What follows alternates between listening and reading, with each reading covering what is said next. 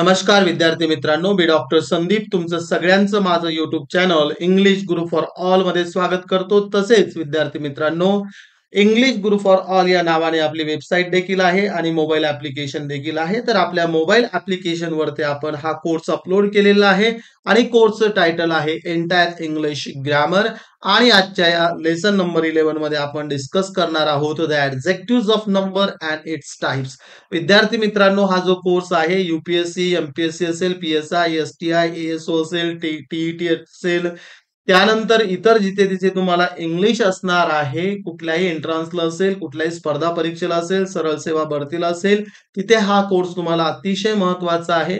या सोबतच आपण रेकॉर्डेड जे लेक्चर्स आहेत आणि तुम्हाला वीकली डाऊट सेशन्स देखील असणार आहेत, त्यासोबत नोट्स आणि आपण ऑनलाईन टेस्ट देखील याच्या अंडर देणार आहोत. तर सगळ्यांनी हा कोर्स जॉईन करा.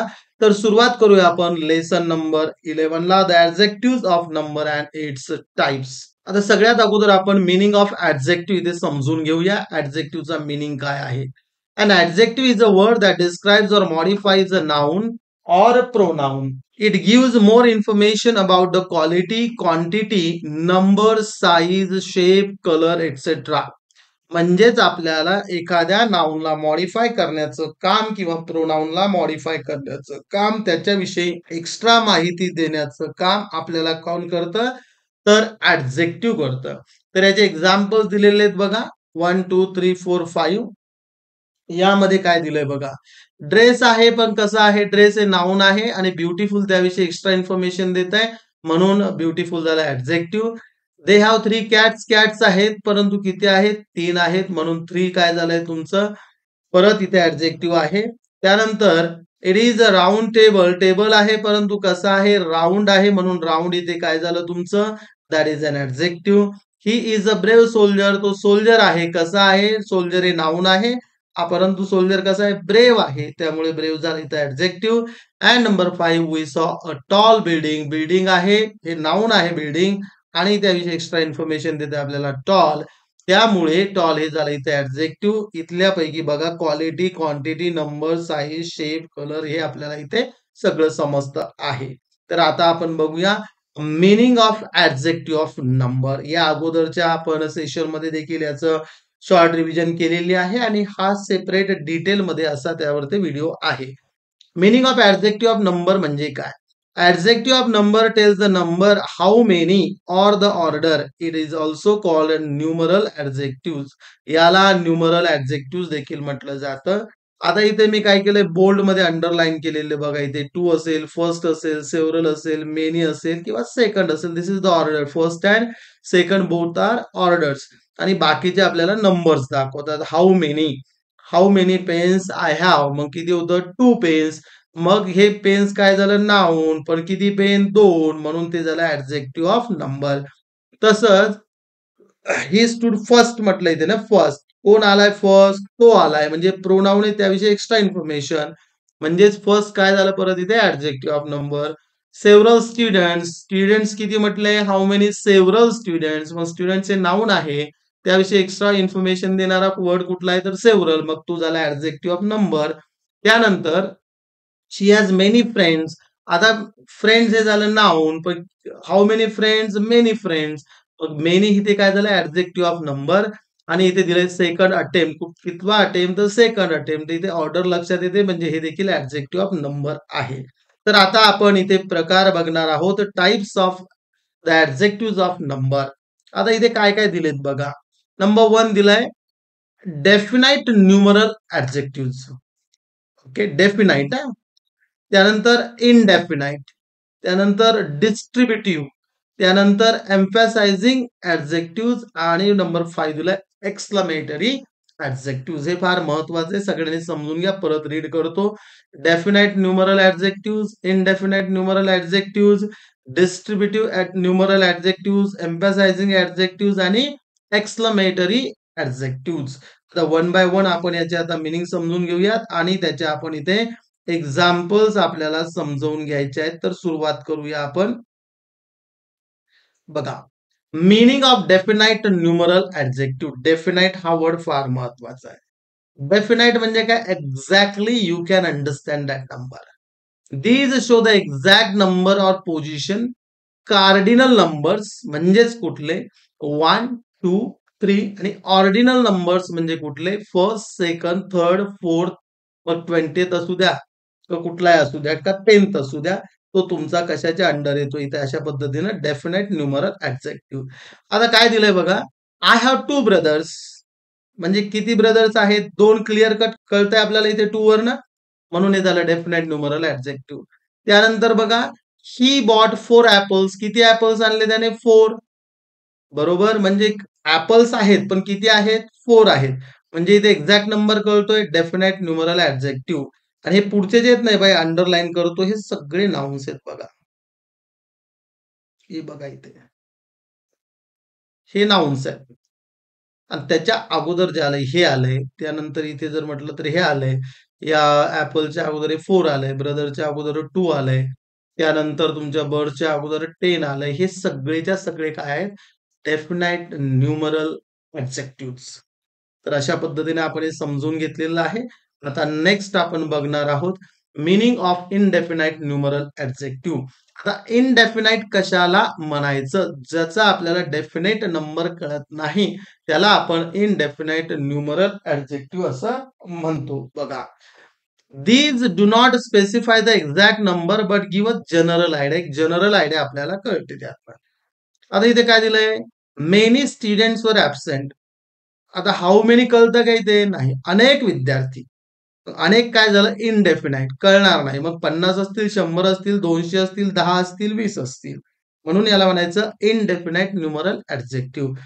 त्यानंतर बघा, few people understood the topic. आता इथे कळतं का आपल्याला किती लोक आहेत? फ्यू आहेत. मग हे फ्यू काय झालं तुमचं? Indefinite numeral adjective. त्यानंतर बघा, he has several books on history. Books आहेत म्हणजे नाऊन आहे बुक्स. पण किती आहेत? सेव्हरल. कळतो का नंबर? 10 आहेत, 20 आहेत? नाही, इनडेफिनाइट आहे. म्हणून याला इनडेफिनाइट न्यूमरल ॲडजेक्टिव्ह म्हणायचं. त्यानंतर बघा, some guests have already left. आता गेस्ट झालं नाऊन आणि पण किती गेस्ट आहेत? माहित नाही. सम आहेत. इनडेफिनाइट न्यूमरल ॲडजेक्टिव्ह आहे. नंबर 5 बघा, all children must attend the function. Children आहेत परंतु किती आहेत सांगता येत नाही या ऑल वरनं. म्हणून ऑल काय झालं परत? Indefinite numeral adjective. इझिली तुम्ही दोन्हीमध्ये फरक लक्षात घेऊ शकता. डेफिनाइट न्यूमरल ॲडजेक्टिव्ह काय आहे आणि इनडेफिनाइट न्यूमरल ॲडजेक्टिव्ह काय आहे. डेफिनाइट म्हणजे एक्झॅक्ट नंबर कळतो. इनडेफिनाइट म्हणजे एक्झॅक्ट नंबर तुम्हाला कळत नाही. त्यानंतर आपण बघूया meaning of distributive numeral adjective. याचा अर्थ काय? डिस्ट्रीब्युटिव्ह म्हणजे काय? डिस्ट्रीब्युशन आपल्याला त्यातनं कळतं. These refer to each one of a group individually म्हणजे त्या ग्रुप मधल्या प्रत्येक त्या तिथल्या नाऊनला ते लागू होतं. बघा, each student was given a prize म्हणजे ग्रुप असेल तर प्रत्येक विद्यार्थ्याला इच म्हणजे डिस्ट्रीब्युशन लक्षात येत आहे. तसंच एव्हरी चाइल्ड नीड्स लव्ह. प्रत्येक मुलगा म्हटलंय म्हणजे एव्हरी काय झालं इथे परत? डिस्ट्रीब्युटिव्ह डिस्ट्रीब्युशन दिसतंय. Either roads leads to the school. आता इथे रोड म्हटलंय आयदर म्हणजे हा किंवा तो असेल ज्या पद्धतीनं आयदर 2 पैकी असेल डिस्ट्रीब्युट. त्यानंतर नायदर आन्सर इज करेक्ट. परत नायदर काय दाखवतं? डिस्ट्रीब्युटिव्ह. आणि each employee received a bonus. इथे एम्प्लॉय दाखवतोय पण कसा? सगळ्या एम्प्लॉईज मध्ये डिस्ट्रीब्यूट केलेलं दाखवत आहे. म्हणजे वाक्याच्या सुरुवातीला जेवढे काय तुम्हाला बोल्ड मध्ये दिसतील, इटॅलिक दिसतील तेवढेच्या सगळेच्या सगळे वर्ड्स हे कशाच्या अंडर येतात? Distributive numeral adjective. आता बघा, same adjective in different sense. Same adjective आहेत पण डिफरंट सेन्स मध्ये कसे वापरता येतात? ॲडजेक्टिव्ह ऑफ क्वांटिटी आणि adjective of number. I ate some rice. कळतंय का राईस? सम थोडा. सम बॉयज आर क्लेवर म्हणजे आपण एक ॲडजेक्टिव्ह ऑफ नंबर इथे याला म्हणू शकतो. He has lost all his wealth. Wealth आता इथे काय दिलेलं आहे बघा, he has lost all his wealth. किती? ऑल म्हटलंय ऑल. वेल्थ गेली पण कशी? ऑल म्हटलंय म्हणजे इथे क्वांटिटी आली. ऑल मेन मस्ट डाय. परत इथे आपल्याला त्याला नंबर मध्ये आणता येतं. यू हॅव नो सेन्स म्हणजे इथे सेन्स कसा आहे तर नो सेन्स म्हटलंय. नो झाला adjective of quantity. There are no pictures in this book. परत बघा इथं काय दिसतंय आपल्याला? नो पिक्चर्स म्हणजे एकही नाही. नो सेन्स, सेन्स आता इथे जर बघितलं ना तुम्ही, राईस झालं, वेल्थ झालं, सेन्स झालं, त्यानंतर परत इथे राईस झालं, परत शुगर झालं. All these are uncountable nouns. आणि त्याच्या अगोदर आपण कुठलं वापरलंय? Adjective of quantity. आता इकडे काय दिलंय बघा, R there any mango trees in this garden? Any म्हणजे मँगो ट्रीज आहे, कॅन बी काउंटेड. आता इथे काय दिलंय, there are not enough spoons, म्हणजे स्पून्स काय इनफ नाहीये, दे कॅन बी काउंटेड. म्हणजेच आपल्याला या दोनही टेबलमध्ये काय लक्षात येतं, एखादं ऍडजेक्टिव्ह हे क्वांटिटी म्हणून आणि नंबर म्हणून कसं यूज केलं जाऊ शकतं, आपण याचे एक्झाम्पल्स इथे बघितले. आता विद्यार्थी मित्रांनो, आपण इथे बघणार आहोत मिनिंग ऑफ एम्पॅसायझिंग ऍडजेक्टिव्ह काय आहे. बघा, emphasising adjective are use to less stress or importance. Stress देण्यासाठी, त्याला एम्पॅसाइज करण्यासाठी, त्याला सिग्निफिकन्स देण्यासाठी, त्याला इम्पॉर्टन्स देण्यासाठी आपण ते काय करतो, नाऊनवर ते इम्फेसिस देण्यासाठी त्याचा उपयोग करतो. आता कसं, they often express something as being specially important, notable or exact. Common words are own, very, such. Example बघा, he saved his own life. त्याने स्वतःचं ओन म्हटलंय, एम्फासाइज केलंय लाईफ या नाऊनला. कशाने केलंय? ओन. मग ओन झालं emphasising adjective. That is the very idea I was thinking of.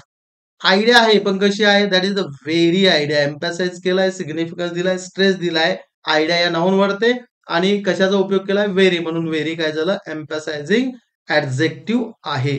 त्यानंतर बघा, ती क्लीन हर ओन रूम. काय म्हटलंय? रूम वरते हा नाऊन आहे. रूम हे जे आहे नाऊन आहे. यावर स्ट्रेस देण्यासाठी कशाचा उपयोग केलाय? ओनचा. मग OWN काय झालं परत इथे? Emphasising adjective. This is the very book I wanted. आता हे बुक नाऊन आहे आणि त्याच्या अगोदर युज केलंय व्हेरी, आणि व्हेरी इथे एम्फासाइजिंग ऍडजेक्टिव्ह म्हणून वर्क करतं. आता आपण बघूया मीनिंग ऑफ एक्सक्लेमेटरी ऍडजेक्टिव्ह कशाला म्हणायचं आहे. आता ते कुठले कुठले आहेत ते देखील आपल्याला बघायचं आहे. Exclamatory adjectives are used in exclamatory sentences to express strong emotions like surprise, joy, anger, etc. They are usually followed by a noun and use with what. त्या अगोदर what यूज केलं जातं. What a beautiful painting. हे what जे आहे, इथे what आहे, इथे व्हॉट आहे, इथे व्हॉट आहे, या चारही ठिकाणी ते एक्सक्लेमेटरी ऍडजेक्टिव्ह म्हणून काम करतं.